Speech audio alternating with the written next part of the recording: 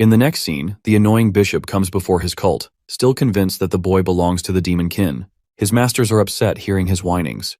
They merely can't accept the ridiculous idea that the power of light was channeled by a demonic child. The bishop mentions the use of mana and that he saw it before his eyes. But the Sancticides group has already made up its mind. They waste no efforts in slicing his head clean, deeming it as a punishment for his blasphemous claims. The leader is uninterested in leading an attack squad, believing that the emperor is going to take Isaac anyway. And then, they'll have more than enough chances to deal with the boy. Only this time, they'll make it personal that he dies. Meanwhile, Isaac learns that he ended up getting taken by the Joshua family. Let's recap what happened a few days earlier. A beam of light distracted them all, while Riley surprisingly gave up ownership over their child, stating that it would be an unworthy place for Isaac to grow up in. Also, it's here he comes to learn that the Joshua family actually possesses the damn corpse of the Skeleton King. His precious body has been snatched and mentioned so late. All of a sudden, Isaac grabs Riley's finger, switching up his plans, and this time aiming to go with the Joshua family. His adorable smile is enough to swoon the older brother. And that's how he ended up pairing with Tay Joshua family instead of the royal one. It's not the best thing ever, as he's getting dragged to the military just to try his best on stealing his previous body. That body of his was refined with mana to the point that it challenged even the strength of gods. If he can retrieve it safely, he's gonna be on the top of the world again. Also, he's never seen the light of desire to survive shine at an alarming rate. It came from Riley, which means he's being signaled that the Joshua family is somehow a better chance at his survival. Still, there are questions regarding the Pope's forces specifically targeting Isaac, something even he has no clue about. Turns out there was a recent prophecy from the gods, which stated that a saint will become the child of the gods. That also implies that Isaac is in line to become the next pope, which is bad news for the Barrett family. It's the kind of development that the Skeleton King seriously wasn't expecting. The pope is supposed to be the strongest cleric, the only one capable of using 10th rank holy spells. This dude is equal to the status of a king with his own army of holy knights. His authority is as close as the emperor's.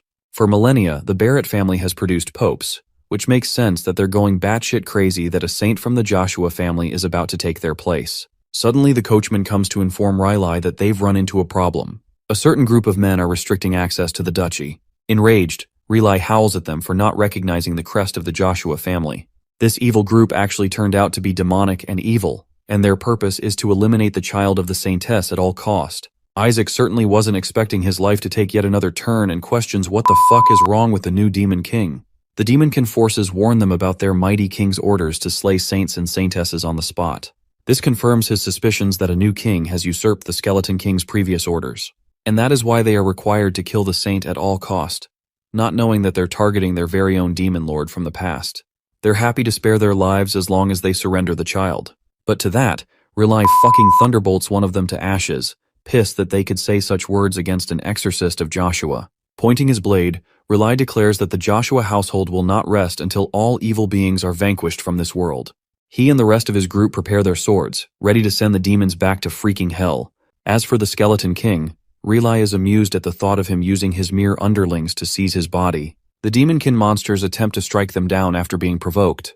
To guarantee the young master's safety, Isaac is escorted by one of the guards away from the battlefield. He's baffled to hear what happened just now. If he's the Skeleton King, then who's the new guy impersonating his identity? Isaac is placed in a bush and protected by a barrier. It's such a powerful barrier that high-ranking demons won't be able to penetrate. Isaac's glad that nothing can jeopardize his safety, but it also implies he's stuck on the inside for good. So he aims to correct that by activating his magic release. Bro meditates into the cosmos like some galactic overpowered baby and calls forth the one who watches. This demonic spirit appears to greet its master, but Isaac quiets him down so he doesn't blow things up. The spirit is eager to serve his master after being called after a long time. This is actually supposed to be a detection spell, but it bears a conscience of its own. He was made for the purpose of detecting magic and painful analysis.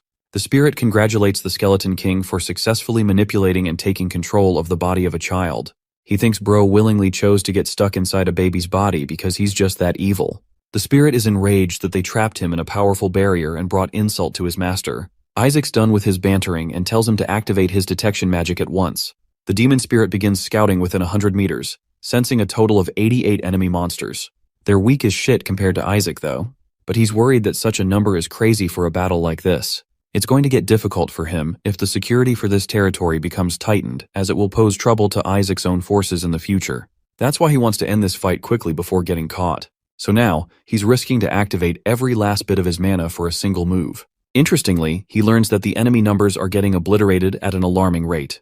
There are only 31 left, and then reduced to 13. Isaac wonders what's going on. In the battlefield, only 4 Demonkin soldiers remain, while Rylai is made alert of an incoming monster. The Demonkin soldiers are happy to have been joined by a powerful ally as they can now kill the Saint.